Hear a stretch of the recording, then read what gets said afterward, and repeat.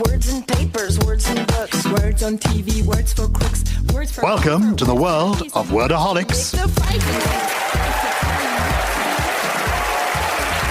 Yes, this is the world where we're wild about words, salivate over syntax and go ape over adjectival clauses. I'm Gyles Brandreth, and I'm in the chair, literally, metaphorically, even dizzily. It's a swivel chair. For the next half hour, we'll be exploring the intoxicating power of language. As the Bee Gees so astutely put it, it's only words, and words are all I have to take your heart away. But then the Bee Gees also opined, jive talking, you're telling me lies. So I don't know what to believe. What I do know is that this week's Wordaholics are all lined up and gagging for it. They are Paul Sinner and Arthur Smith, Natalie Haynes and Michael Rosen. Before we launch the first round, I want to find out a little about the extent of our players' word addiction. Words being like children, each, of course, beautiful in his or her own way, but there are some you just can't stand.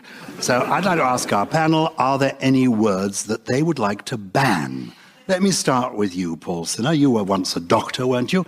Which words would you put down? Nothing to do with medicine, actually. It's the fairly inoffensive word meddle. Nothing wrong with the word in itself, meddle, except when you use it as a verb. The plague of journalists, as we're about to enter the 2012 London Olympics, saying that people might meddle. No, they might not meddle. Meddle is a noun. It's never a verb. Footballers don't trophy. Politicians don't election. And the only people who meddle are the friends of Scooby-Doo, as far as I'm concerned. So how do you feel then about to summit?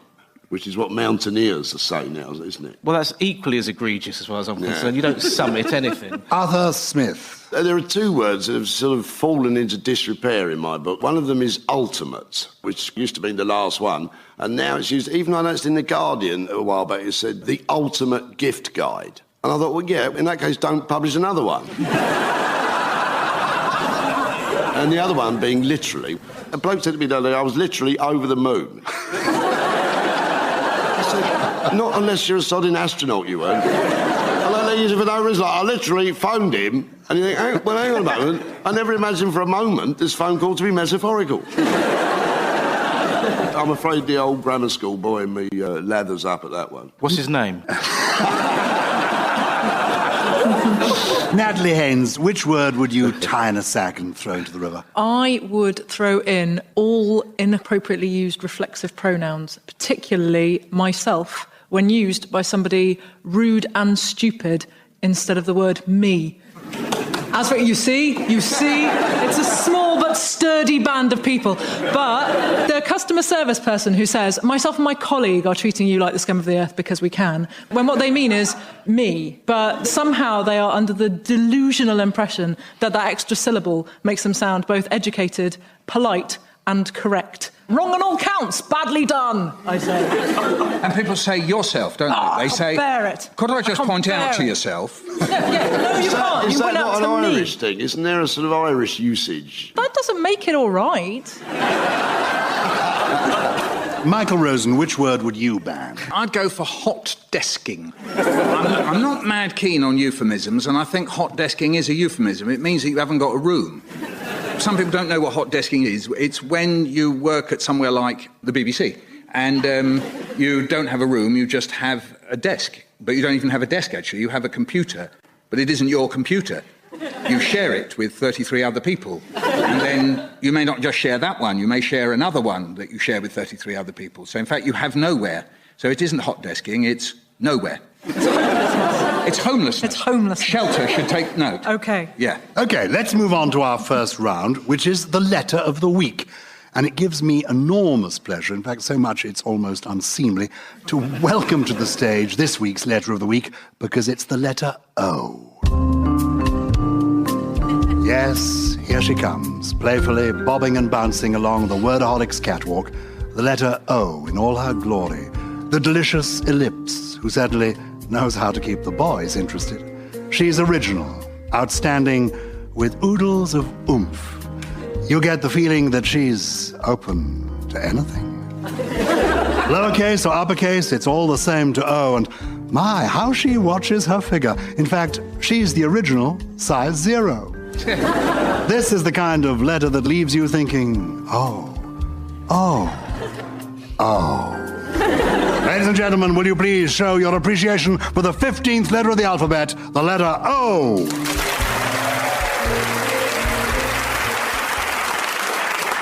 Paul Sinner, what is the meaning of the term Oliver's skull? Can you spell skull? Yes, SCULL. Is it some kind of rowing race?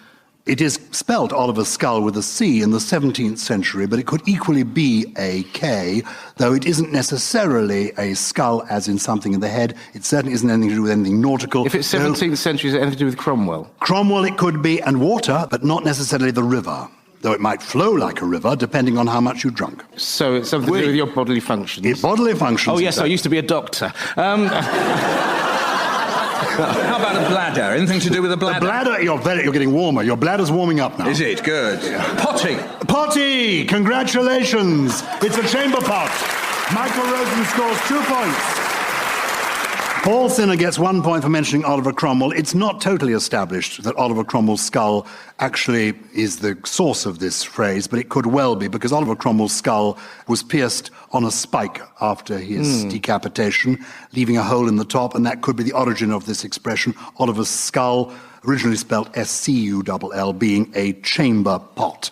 Arthur, when might I use the phrase, an owl in an ivy bush? Well, if you'd seen one and you were reporting it to someone else. Literally. I think it's a derogatory thing, meaning someone who's got a sort of touch of the night, as I believe Anne Widdecombe likes to call it, say about people. And I was thinking it'd be something like that David Dickinson. He's a bit of an owl in an ivy bush. I don't really know what it means, but it sounds right.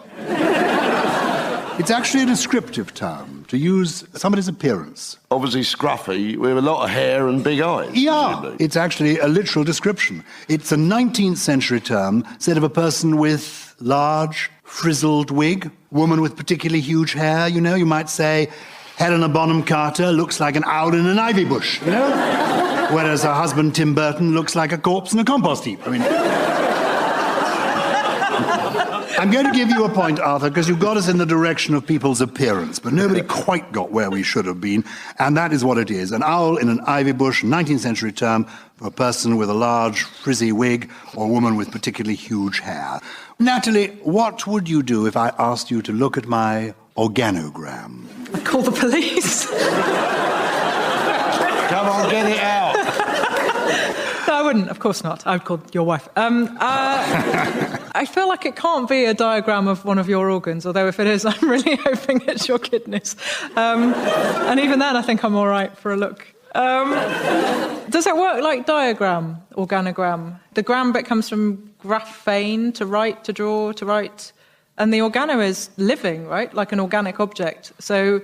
a Venn diagram with legs, I don't know. A Venn diagram with legs is a perfect description. You get 4 full points. Absolutely.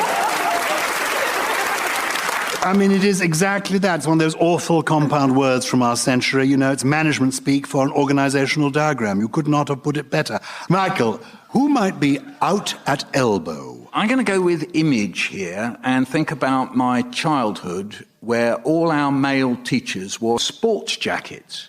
In fact, actually, they wore sports jacket, singular, for about 30 years. And then what happened, at various points, literally, it wore out the elbow, and they bought these wonderful sort of leather things, which sometimes they stuck on, and sometimes they sewed. If they did stick-on ones, they used with to... an iron. They used to Used to heat peel them off. up and, yeah. So they'd have the flapping elbow patch. Am I right that they usually taught geography?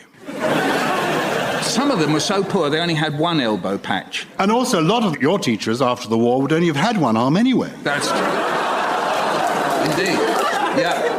Right, so I'm going to imagine that out at elbow is somebody whose elbow has worn out and taught me geography. And you get 4 points for a comprehensive answer. I call it a comprehensive answer. Of course, in Michael's case, it's a grammar answer. But nonetheless, well done him. The poor figure would be a shabbily dressed figure. End of the 19th century, early 20th century, that's where the phrase came. Time now for our second round.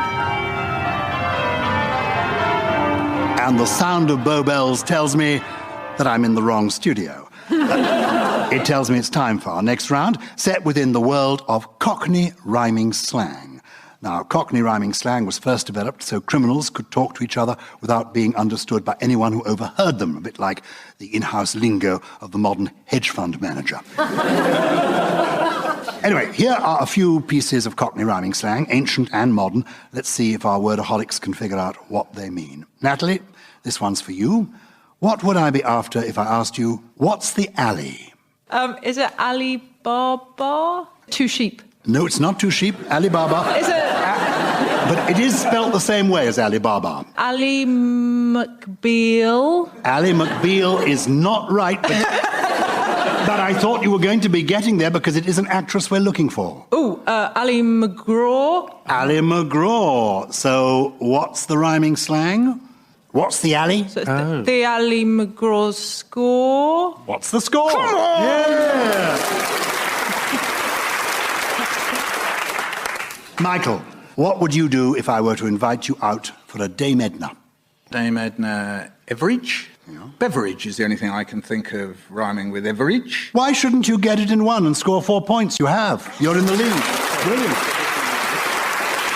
Paul, would you like it if I offered to share my sausage with you? Oh, here we go again, honestly. Any excuse, I'm flattered. The answer, as it was 5 years ago, is no.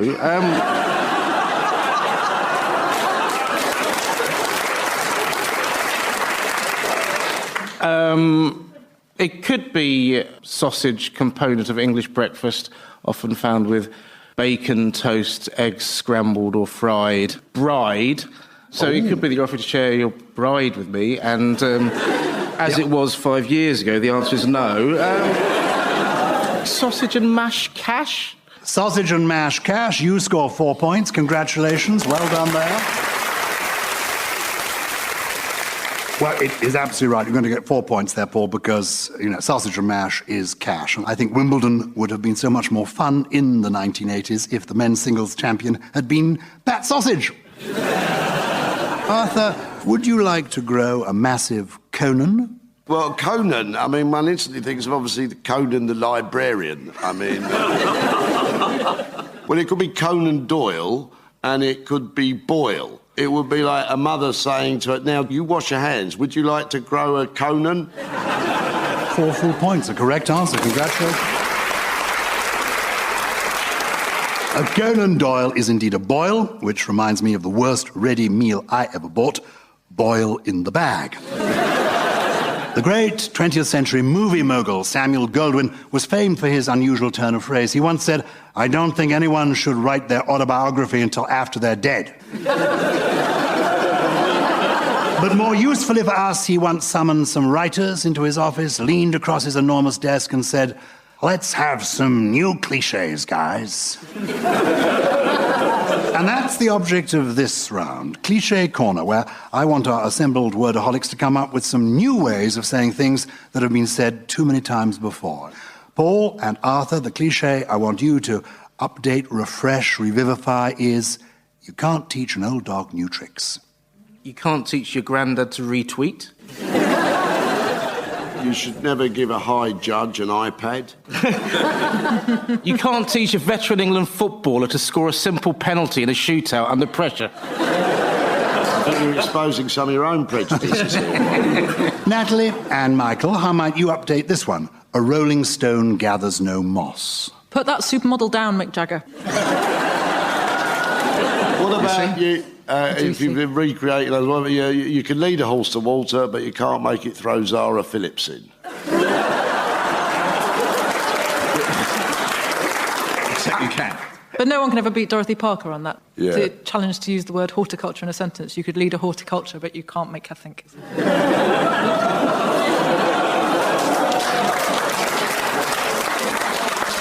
I'm sprinkling points around, therefore brilliance, witticism, and being apposite. Michael, am I right that those actually were, I call them cliches, but were they really more proverbs? I think so. Proverbs are sort of figurative truths, aren't they? And they've nearly always got two halves to them. They don't always, but a stitch in time saves 9. They seem to have two legs. Well, this is something of a cliche as we get to the scores, but it's actually the case. Natalie Haynes and Michael Rosen now have 17 points. Paul Sinner and Arthur Smith also have 17 points. Congratulations. Twitter is about many things. One of the things it's about is making things shorter. Whereas I might like to say, for example, that a slight inclination of the cranium is as adequate as a spasmodic movement of one optic to an equine quadruped utterly devoid of visionary capacity. If I was tweeting this, I'd simply say, a nod's as good as a wink to a blind horse. Hashtag metaphor. In this round, we're giving our wordaholics some lengthy passages from the world of words and asking them to retweet them in a shorter form, okay? So it's got to be Twitter-friendly, this. We're calling it Short But Tweet. Natalie, the first one is for you, and it's from everyone's third favourite poet after Michael Rosen, Pam Ayres. We get to William Shakespeare. Natalie, can you retweet these lines from Shakespeare's play King Lear? Upon such sacrifices, my Cordelia, the gods themselves throw incense. Have I caught thee? He that parts us shall bring a brand from heaven and fire us hence like foxes. How could you retweet that? It is. Thanks, Cordelia, for putting yourself out. I'm off now. Probably catch you later. Like foxes.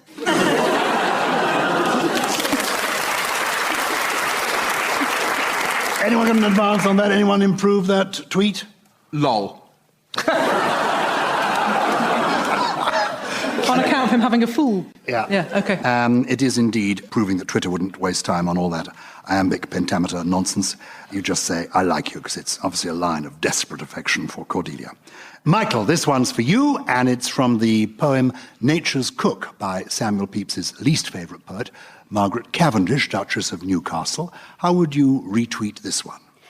Death is the cook of nature, and we find meat dressed several ways to please her mind. Some meats she roasts with fevers burning hot, and some she boils with dropsies in a pot. Some for jelly consuming by degrees, and some with ulcers, gravy out to squeeze. Well, what would you diagnose for that one? Just antibiotics. Okay. All I can squeeze out of this one is don't eat animals if they're still alive. Very good advice. I suppose I could stick a TTFN on the end or something. No, that's good. That would really Has anyone ever eaten a live animal? Well, I've eaten a live snake in its own blood. when was this and why? It was earlier on in hospitality.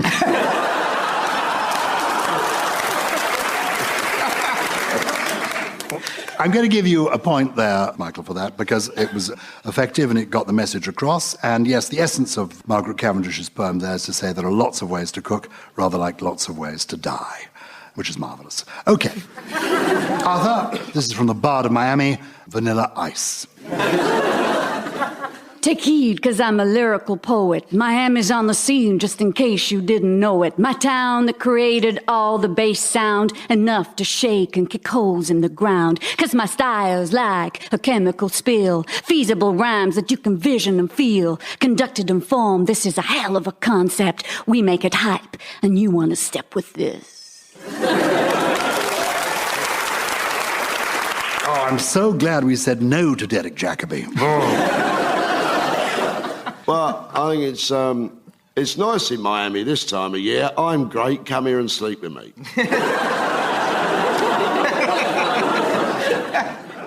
Maybe a hashtag as well of some sort. Have invented a game, people passing cannabis resin to each other. Hashtag.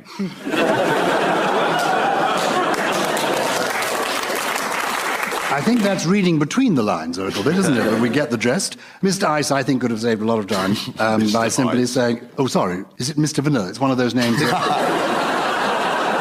This is the man who's most famous for his song Ice, Ice Baby, the 3 words you find next to the buttons in the lift at the Miami Institute for Cryogenics and Maternity Care. Paul, listen to this speech made by the American economist Paul Krugman and retweet it in no more than 140 characters. Given decentralized, constrained optimism by maximizing agents with well-defined convex objective functions, engaging in exchange and production with free disposal leads in the absence of externalities, market power, and other distortions, there exists an equilibrium characterized by Pareto optimality. Was that Vanilla Ice's less successful follow-up single? I think this can be summarised thus. If I were a rich man, la da da da da da da da da da da da da. Ah, you moved to the top of the class. 4 points for that. But what's interesting about this is that Paul Krugman himself provided his own distillation of that passage, and he actually got it down to 7 words, which read, "Greedy people make the world go round." So you live and learn. And then, of course, you die and forget it all. Much like a Toyota Prius, which hasn't had its brakes fixed, language is constantly moving forwards. One week a word can be as popular as Channel 4's Big Brother, but the next it's as unpopular as Channel 5's Big Brother. In our next round, entitled New Words for Old, I'm going to test our panel to see if they can figure out the meaning of some old words they may not have heard before. And we're just awaiting the arrival of this week's guest dictionary, which has been ordered up from the stacks.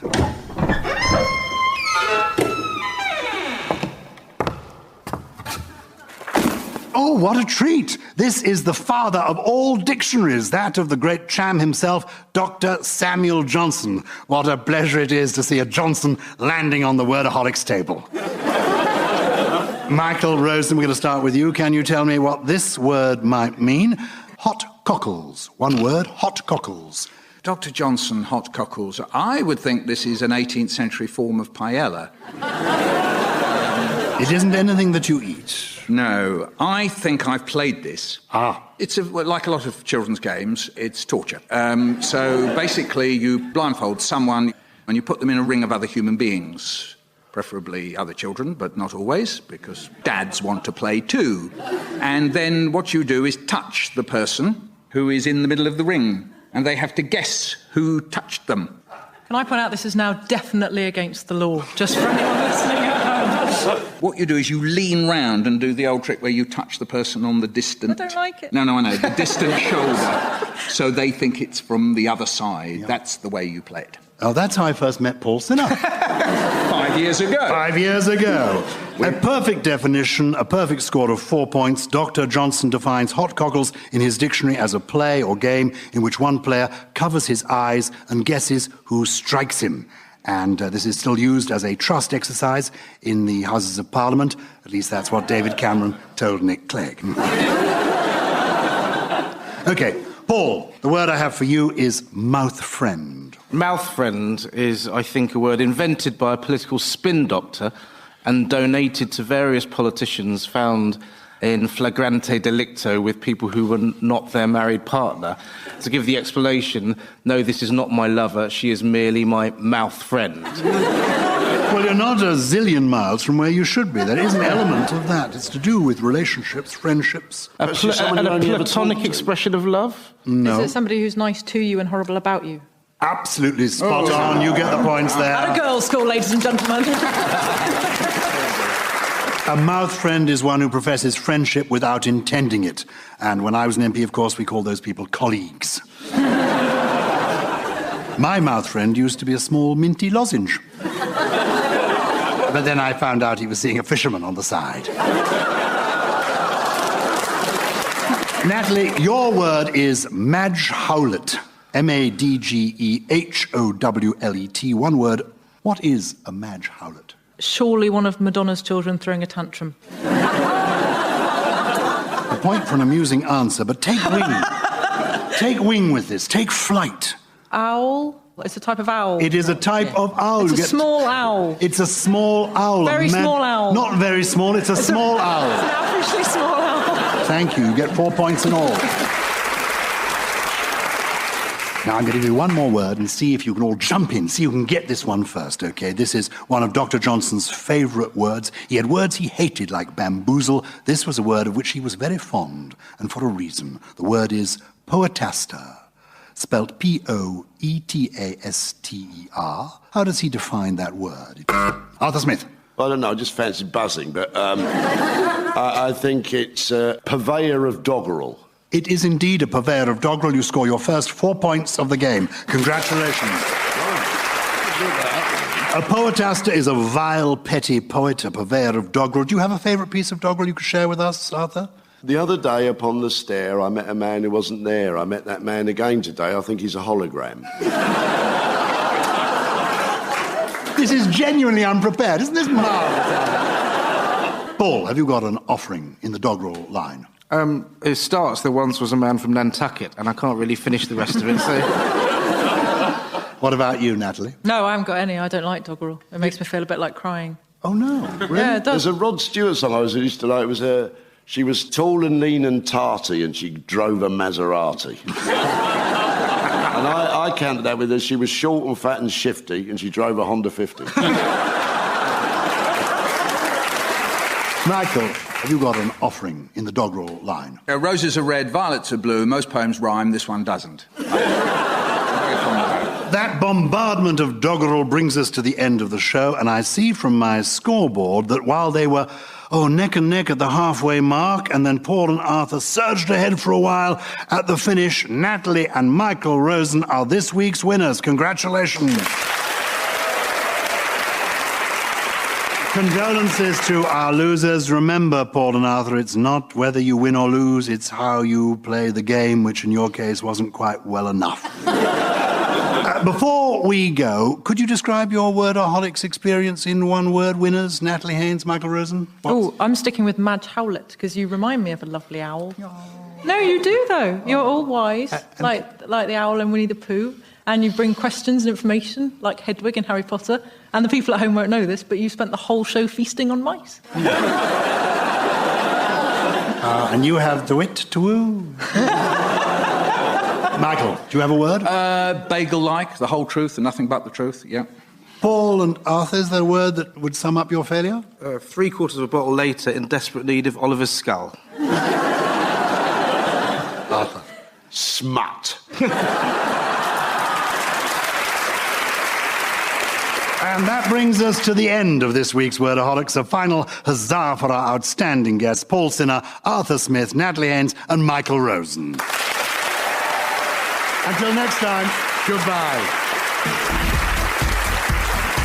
You've been listening to Wordaholics, chaired by Gyles Brandreth. Tracy Wiles is the reader. It's written by John Hunter and James Kettle, and the producer is